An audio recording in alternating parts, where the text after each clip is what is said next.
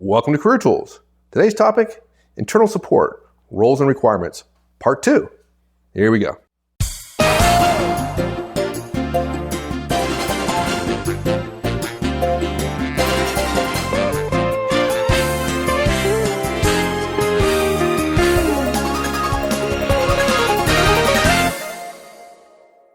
So look, what we're going to recommend you do is put requirements in the back of your head. Never say the word requirements again, okay? You don't force the customer to jump through a bunch of hoops in order to get the service. You're not trying to guide them through it. What we want to do here is you want to understand what their needs and wants are, both spoken and unspoken, and get them what they want and what they need, even if they can't describe it. Now, for some of you, you're thinking, wow, that sounds like it's going to be give and take in the course of, yeah, it is. It absolutely is. And this is how great support providers do it. They sit down and they say, you tell me what you want, and then let me ask you some questions. So let's take a simple example. You're in a grocery store. You want one of those tomato sauces you would buy that you'd pour over pasta, right? And you can't find it. You look for a person and you ask him where to find the sauce you need, and he says, aisle 13, and then goes back to stocking the shelves. Okay. Now, think about that same thing in a high-end grocery store. Fortnum & Mason in London, for instance, or, you know, the Gucci B in San Antonio, the HEB in San Antonio. There are actually grocery stores. I don't know if this is true elsewhere in the country, but in Texas, there are grocery stores that have valet parking in the high-end neighborhoods. Okay. You ask where the sauce is there, and the guy says, "Oh, I'll take you there. I'll be happy to show you." And on the way, he says, "What are you cooking?" And you tell him about the dinner party you're having and that you're serving the pasta with chicken. And he says, well, in light of that, I would recommend this one rather than that one. They're both made to go with chicken, but this one is a little bit better. And the customers say when the customers come back, that when they buy this one, the customers come back, they buy this one again, right? The other one, not so much. This one takes less time to cook too, and that's going to be better because you're going to have more time to get ready. And I always like it is dinner parties are hard, and you always underestimate the time it takes to put together. And by the way, no offense, you probably wouldn't notice it, but there's a coupon over here that it's not obvious, but this coupon you use on this one, you get half off. Now look, there's no question which experience you'd like. Right? Which one would you want? And by the way, would you pay a penny more for it? Yeah, you sure would. All the evidence, okay, in that case, is the first person who told you aisle 13 has little knowledge and the other person has a lot of knowledge. You know where you'd rather go back to, all things being equal. So then you translate that to your service. How can you leave your customers feeling comfortable, feeling helped, raving about what it is you do? You don't show them how smart you are. You collaborate with them. Don't partner. And I'm just going to say it again. You don't say we're partnering with sales and marketing or operations or engineering or anything else. You don't say partner, because partner means you're equal. And if you really want to be great, you can be great from a junior role. You can say, I serve them. And if you have a subordinated mentality, and so for some of you, your ego won't, you're smart, you're a genius in IT, you're a genius at legal, and lawyers particularly bad. And HR people, I'm a genius at HR. Unfortunately, legal and HR and IT and finance don't actually serve the needs of the ultimate customers. They support people who actually do. When you demote yourself, the moment you demote yourself, the person appreciates your egoless, your non-arrogant, your confidence in working with them that I'm junior to you, but I have expertise that you need, and I'm going to try to help you. That's right. as opposed to this, let's battle and I'm going to, we're partnering. HR says this all the time. We're partnering with them. I'm sorry. If I'm in sales, no, you're not. You're not partnering with me. You're working for me. You're collaborating with me, but ultimately you're working for me. Yeah. And by the way, I don't tell my customers I'm partnering with them outside the firm. They don't allow me to say I'm partnering with them. I serve them. And if the customer wants X, I try to give it to them. I try to understand what X is. So that means what we recommend, point 3, you make it a conversation, okay? And you do it quickly. Rather than throwing a requirements document in front of them, okay, you say to them, hey, listen, I'll try to do that. Let me understand more of what it is you need. And folks, in this conversation, it's not an hour. It's not probably even 30 minutes unless they say, look, I got 30 minutes. What do you need to know? Okay? It's probably 15 minutes understanding the rough parameters of what they want and knowing what your requirements document would require you to have in order to create a product, but knowing how to ask those questions in a way that's helpful to the customer. Okay. So you don't ask them to send me an email. You don't ask them to fill out a form. Okay. Their thoughts are going to be unformed and unclear. So you have a conversation. Get up from your desk, go to them. If you've got to do it on the phone, do it on the phone and say, hey, listen, draw me a picture. What is it you see? And by the way, the first thing you ask is tell me big picture what you want. And let them sketch out the vision. Let them be expansive. And by the way, after they get done with that, don't tell them how hard it's going to be. Because that's you talking about you. Right. The first thing you say is, I can see why that makes sense. That's powerful. Boy, that's good. Right? The first thing you do is comment, not as a specialist, not as an IT or legal or finance person, but rather on their idea. Okay? And I've just got to say this now. I've got to ask you now for your story about MCI and about OSIS. Because here I am sitting here talking about all these support providers saying, let's sit and let's listen to the internal customer, tell us what they want, and let's agree with them. Let's say, wow, that's a great idea. That makes sense. What do most internal support providers say? What do? They say no, right? No. Okay. Yeah. So tell Not that us my organization. Right. So I want you to take a minute because we're being very specific. Do X, do Y, do Z. But tell them your story about flipping from no to yes. Yeah.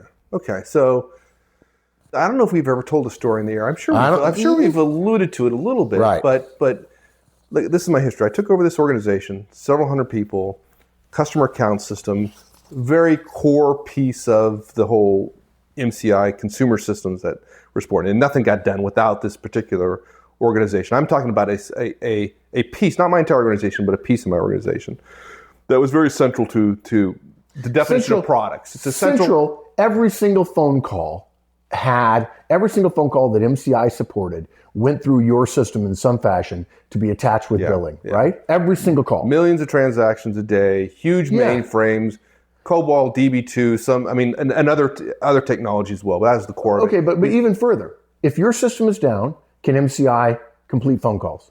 Oh, they can complete phone calls, but they can't. No billing. No selling. No billing. No customer support calls. Yeah, the phone call goes through, but MCI doesn't make any money, and there's no way to talk to customers and no connection to customers at all. If you want to have fun, if after 30 days you take a role and you're sitting on a Sunday morning, thank God it was a Sunday and not a Monday, and you're sitting there and your system is down, and there are 18,000 telemarketers and customer service reps sitting on their hands because your system is down. My friend, that's a tension. core system. I remember walking up to my wife. She was upstairs. I walked to my wife, said, "Yeah, I'm on a call right now. Not going really well. I'll let you know later on this afternoon whether I still have a job." Yeah. It was okay. So existential risk. Big system. And if things went wrong, it was like that particular morning was not fun for anybody on the team. The president of the company would know. And so absolutely. Oh, absolutely. Yeah, he was on the, When OSIS went down, the escalation list went all the way to the president. It went fast. Yeah. It went fast. So, there was reasons people said no. It was very protective because if something went wrong, it was bad news. And if it's running now, if you don't change it, it'll still be running tomorrow. So any new request, by definition, it's pure risk. It's pure risk. It's pure risk. Well, so by definition, you're holding your hand out all the time and saying no. Risk. Right. No. And so when I took over the organization didn't have a great reputation. Customers didn't like them. And so literally I hired Mark to come in and help me with the balanced scorecard. So we won't go into all things, but there were 4 or 5 things. We want to do this balanced scorecard. Actually, let me go back because that's the second part. The first part was when I took it over, I set these 4 objectives that were really, really kind of huge. Audacious. And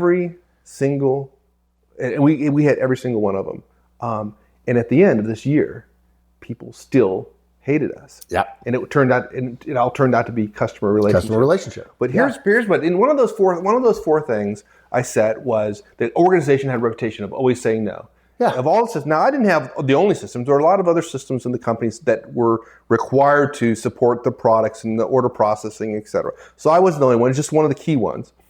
And this organization, very protective, and always said no. And customers hated it for us. And so I said, one of my goals was... Well, okay, but go further. You're about to say, you said, we're not going to say no anymore. But what did every other organization that was supporting the customers?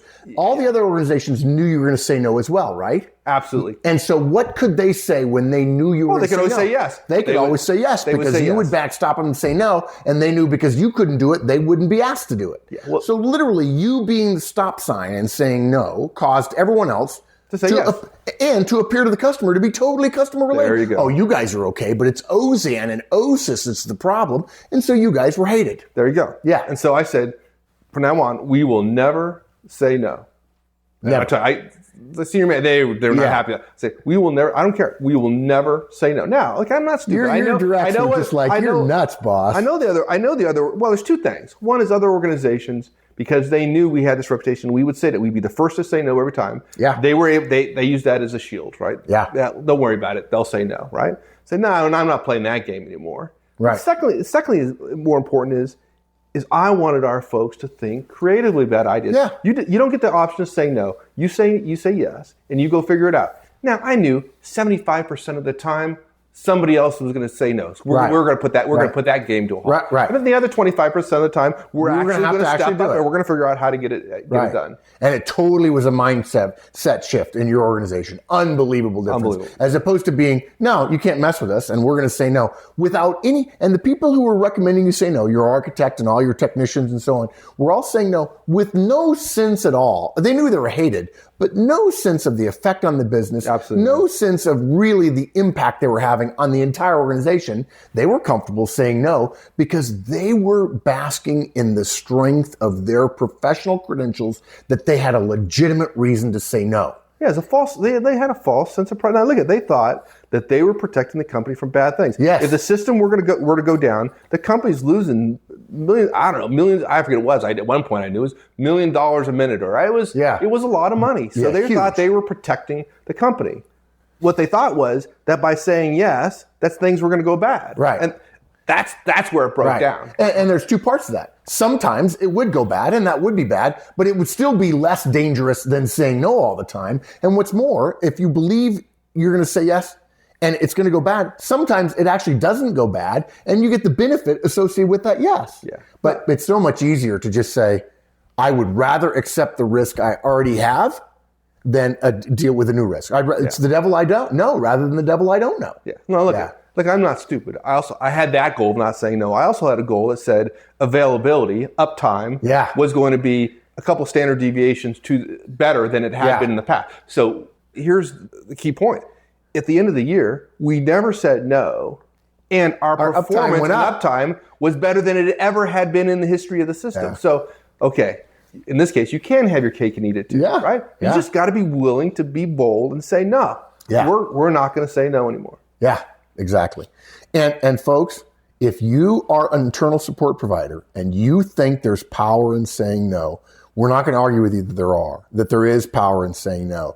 The problem is you're choosing the devil you know as opposed to the devil you don't know, and you are eroding your ability. And when you get upset that the business comes and says, you will do X, and you feel like you're forced, it's force majeure, you have to do it, that's because you've been thinking that saying no has no consequences other than the protection of your resources.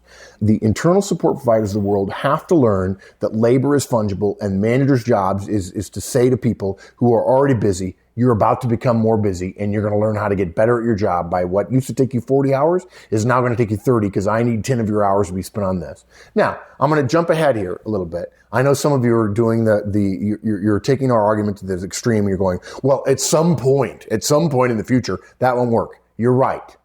And 90% of you listening to this are nowhere near there yet because you've learned your first response is to say no. Okay. All right. So we took that little aside. So now we go back and we say, okay, what are we doing? We're not saying no. We're not throwing requirements talking about there. You're saying, okay, first thing is tell me about your idea. Let them sketch it out as broadly and as stupidly and as crazily as you want. Let them be excited about it. We're going to do this great thing. And keep your mouth shut every time you hear something that's impossible that's dumb and stupid, and he doesn't surely. This guy's an idiot. Oh, doesn't this guy know that you can't do that with our systems and this thing? And No, he doesn't know. Right. And you know what else? And you don't know how to talk to customers the way he or she does. That's right. And so there's a balance between what you know and what they know, and that leads to specialization of labor, which leads to higher margins and so on. So you listen to him describe it, and then you start asking questions. Have a set of questions which help you define the parameters that you need. Well, do you need more of this or less of that? Help me understand what you need there. Identify your requirements, but which can be used in a conversation. Okay? Not 100 questions. That's not a conversation. That's an interrogation, frankly. Maybe 10, maybe 15 questions at the most that get you through. I would be willing to bet 50% of the requirements documents in the world can be handled by 15 or so questions. Probably. And in fact, we've asked a couple of experts who we know well to help us frame some that will give some, particularly people in IT, a little bit more detail. And we're going to be rolling out that cast at some point in the future. But some of them to get you started. Tell me what you think, what you hope the end result will be from this project. In other words, what outcome do they want, and what will that outcome deliver for them and for their customers? Who is involved, right? Is it just internal people or external to the company customers are involved? How many people are we talking about? How many people it's going to be touched, right? How do you see this working? Let them talk. And by the way, they're going to talk in language that doesn't sound like your expertise would use the words associated with that. Your job is to translate. Their job is not to speak your language. Your job is to listen to their language and know what that means in your own language, in your specialist language. Where is it going to be done? And let's be clear, we don't have an unlimited budget here, so what are your must-haves? Good question. And you know what? Some of them are going to say, well, it's all must-haves. And you say, well, okay. Don't immediately say, you can't have everything you want. So what do you absolutely have to have? As if to say, I'm not going to give you everything because I have that power, and so you have to dumb it down or cut out half of it. No, what you say is, what are your must-haves? And they're smart enough to know that of the 10 things they listed, there are really 3 must-haves, and 3 more are really good to haves, and 3 more or 4 more are, yeah, that'd be great, but I understand that there's not unlimited resources. And by the way, you don't need to go down this list in this particular order. If someone says something which you know is going to cause a technical issue, you could say that. You could say that may be a problem, but let's put that aside for now. What you're trying to do is reach some collaborative understanding about what they want in language that you can understand, even if they wouldn't use that language. And that's the problem with requirements documents. Requirements documents say, you have to describe what you want in my language, which, no offense, the internal customers don't know your language, right? Yeah, and we're not saying that there's never a time for you addressing your concerns, and that we're asking you to do everything, whether it's feasible or even physically possible or not. We're just asking you in this initial conversation to suspend your disbelief, suspend your concerns, and focus on the relationship and truly understanding your customer's needs. And you cannot understand your customer's needs if your first reaction every single time in your head is why it can't be done. Right. And you start off by saying, I'm going to try to figure out how to do this. And in the first conversation where you're just sketching out the broad parameters, you're thinking, I'm going to try to get this done. Now, if they say a showstopper, say that's probably going to be hard, but let me think about that a little bit. And you're only having the initial conversation to understand parameters and requirements with the idea, again, I'm going to try to get this done. Now, when you leave the meeting, and maybe it's only 20 or 30 minutes, nothing more than that, when you leave the meeting, you may go back and go, I don't know how I'm going to do this. But you have that thought first by yourself. Yes. Not in front of them. Not in front of the client. Right. Yeah, there you go. And then you go back and talk to some other people and say, this is what they want. What do you think we could do? And there's nothing wrong with talking to your peers or your team members, your directs, and say, what do you think? And by the way, when your directs say to you, this is dumb, these people think they can have blah, blah, blah, blah, blah, and they bow up and say, guys, wait a minute. They're the customer.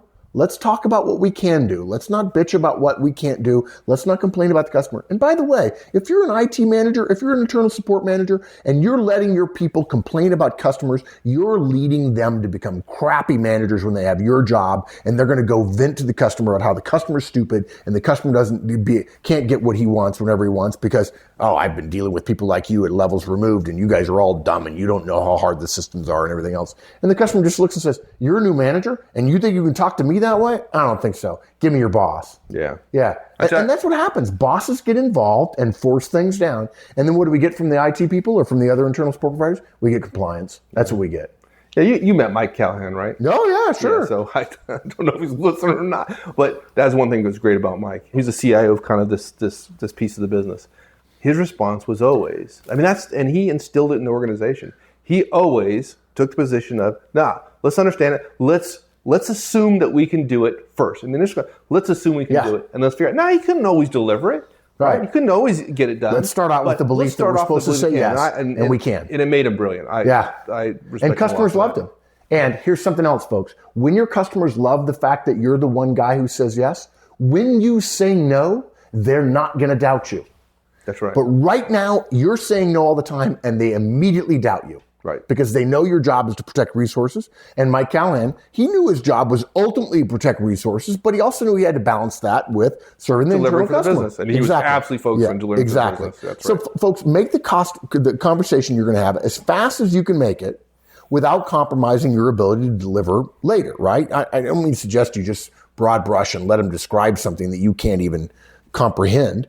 Take 20% less detail than you think you might need in order to be able to deliver some sort of rough outline 50% faster than the normal requirements process will take. Make some educated guesses. Trust me, they are, okay? And by the way, you might say, well, but guesses that would imply some rigor to their thinking. Yeah, but you know what's interesting is, but this is what we're doing is collaborating here, right? I think what happens is internal support providers, particularly in the technology area, they apply the garbage in, garbage out rule. If I write code that isn't clear, if I guess, it's gonna fail, right? And that piece of code won't work. But we're not writing code yet. We're preparing requirements to get the code, and we're actually not even doing requirements. We're getting information and massaging the information that we might be able to turn into requirements. You don't have to have the black and white perfection that code requires until you start typing. You don't. And too many people say, no, we can't do that. We can't do that. That little piece we might be able to do, but then we'll have to apply these 17 principles. And the customer just rolls their eyes. Yeah, and folks, if you don't believe you can make educated guesses that have a reasonable chance of being implemented, then I'd suggest you either don't know your business well enough or you don't know your systems well enough. But that's a problem. You ought to be good enough and know your systems well enough that you can make those kind of reasonable guesses. Yeah. And part of the problem, particularly with IT projects, is the time lapse between the requirements and the delivery is so long is that the requirements have changed. And it's the requirements process that makes that time so long that then the customer goes, no, the things have changed. Now, you end up with a solution that doesn't meet the requirements, which means to say it's not a solution. And we could have a whole case, and we'll do future casts on the whole agile model of iterate faster, put something out there, test it, and you'll get better results, generally speaking. Not always, but generally we think the agile model is a more effective model internally to support the kind of needs that non-technical experts who are in key roles in the organization will require of the technical experts that actually have to provide the products and services. And folks, and the fact that it doesn't always produce a better result, that's okay. This is probabilities, folks. This is probabilities. There's no system that's perfect. Yeah, I'll never forget. I had an IT guy go on a major customer call with me. He was an IT exec who we were going to end up doing something and there was going to be some discussion. And he said, well, what's going to happen in the call? I said, I don't know. I mean, I've got a plan. My plan, they're a 3-part plan. I want to understand what their needs are. I'm going to tell them what we're going to do for them. And then we're going to start collaborating. He says, well, we're the parameters of I said, I don't know yet. I don't know. I've not met one of the executives here. I don't know. He's a wild card. And he says, this is very disconcerting. I said, this is the way it is every day. This customer, I may not make the sale. This customer may not want what we want. I mean, I don't know. He says, what happens if we don't land it? I look at him and said, we don't land it then. And he says, well, wouldn't that be a failure? I said, no, it won't be a failure. It just will be a missed sale. And maybe I'll have to go back and regroup and go back to him later or hope that the personnel will change. But he's like, are you in trouble if you don't make a sale? No, I make lots of calls where I don't make sales. He's really? He says, it's not all planned out in advance? No. It will, but what happens when you don't get a sale? I said, well, I call my boss and say it didn't go well. And sometimes my boss is disappointed because we have quotas to make and I would hope that I'm behind maybe this month. He just says, this is all very iffy. That's my life. It's iffy. And we're suggesting that as long as internal support providers believe that their world should be black and white, but the business sees it as not gray in terms of morality, but in terms of, you have a plan, and there are general rules, but ultimately, everybody's got a plan until they got hit. Everybody's got a plan until the shooting starts. And then you're in front of the customer, and the customer changes things. And you have to adjust.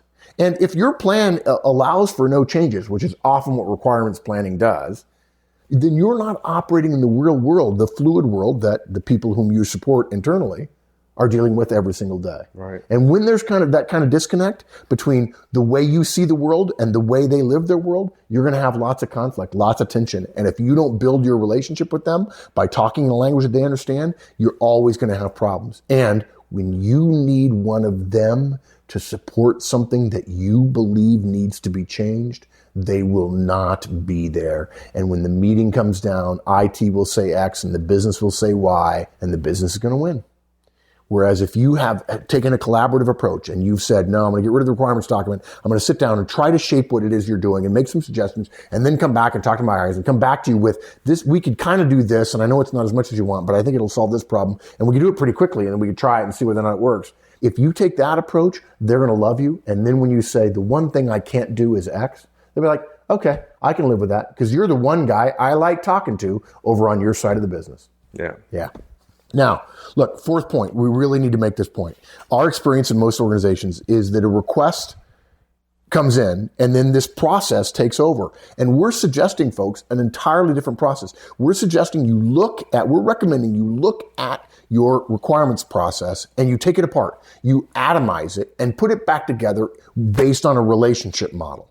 That you don't talk requirements, you don't talk the process. You say, my job is to help you come up with what you need and then figure out a way that my folks can provide it, all things being equal, which they never are. And if you're not careful, all you do is have that first meeting and then shove it into the requirements process, you're going to end up making them feel like it's mechanistic all over again. And so we want all of your requirements to get answered. We just want it done in such a way that the customer doesn't feel like they have to translate everything into a language you understand. Okay? Look, if you don't understand what the customer wants, we know you need to understand what the customer wants, but a requirements planning process is no better than one that's collaborative. And the collaborative one gives a nod to the relationship that's so important. And it's the relationship that will see you through to the end of that project. Work with your customers so they feel like you're working with them. Don't abandon them to the process. Okay? Look, if you don't know this, folks, there isn't a process in corporate, in your organization, that can't be bent. Okay? That can't be flexed. That at times can't be broken. Okay? And frankly, the people who are most likely to break it are the people you serve if you're an internal support provider. And partly the reason they're willing to break the process is because you're not giving them what they want. As long as you end up with the right stuff in the right places, including paperwork, you can do anything you like to get if you have a great relationship with the people involved and you're trying hard to please them. They're willing to bend things. If you insist on rigidity on your process when their world is not rigid at all, they won't allow you to get what you want in a way that'll be helpful to them or to you. Things don't need to take 5 days or whatever the standard is. Decide that you're going to do it in a day if in fact you've got a good relationship and say, I only have a day. What would I do if I only had a day? Suddenly, and just like your guys, if I had to say yes, how would I do it? Rather than just saying no, you'll find yourself becoming more creative and discovering new ways to do it. You need to speak to the right people at the right time and in the right tone. And this is the start of a number of casts we'll do to help internal support providers improve their relationship, in part because they get rid of the idea that their only job is to protect resources or protect the legalities or protect the HR rules and processes and so on. The more you develop a relationship with someone whom you provide internal support to, the more you will have relationship power as you work with them in the future.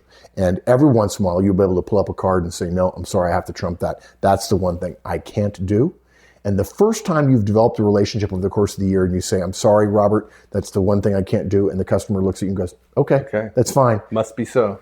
Bam, that's the moment, right? But the only way you get there is by starting out by saying, I'm going to say yes. Yeah, you don't start there. First. You don't start there. Yeah. And so in a way, start developing a system that serves the business rather than living the system that someone else says your job is just to protect resources. Right. That's the way to be a professional internal support provider. No matter whether you're in IT or not, ask yourself, what kind of system would you want on the customer end, and change your behavior and start shaping a conversation and then coming back with an iteration, and be willing to do that a couple of times, and you'll end up getting everything you need in the requirements process as well. So don't respond with requirements documents. I'll tell you what, it'll upset the customer, and that's not a good way to be effective. Help the customer. Sit down with the customer, understand what they want, help them define the parameters. They know that you have a limited budget. They know they have limited people. You have limited people.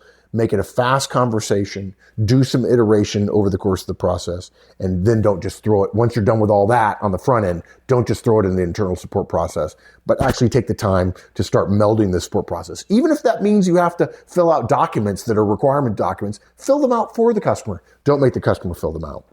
Folks, you're not powerless to deliver the kind of service that your customers really want, okay?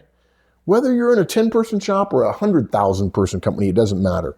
You can make changes in the way you work, which will make your customers feel differently. And I know feelings aren't necessarily what comes to mind. You got to protect your resources. But if your customers start to feel differently about you the way they did about Mike when he was leading OSIS, suddenly you can get anything you want when you really want it. And when you say no, you'll be supported, okay? You won't be the boy who cried wolf, right? That's what people do. IT and other people say, no. And then nobody believes you anymore. And then when you say no and they really want it, they trump you with power and then you're done. And that was the one time you really meant no, as opposed to just being defensive. And now you're left holding the bag and you've got a mess on your hand. So let's just say no to requirements documents. Let's change the way we work with people internally. Let's make ourselves more about helping the organization be effective, knowing that you still have to protect your resources, but it's not as high a priority as you might have thought. You start developing relationships there. Someday, some CIO is going to become CEO. And it's because of this cast. There you go. There you go. I like that. All right, buddy. Thanks, everyone. That's it for this topic. We'll have a brand new one for you next week. In the meantime, have a great one. So long.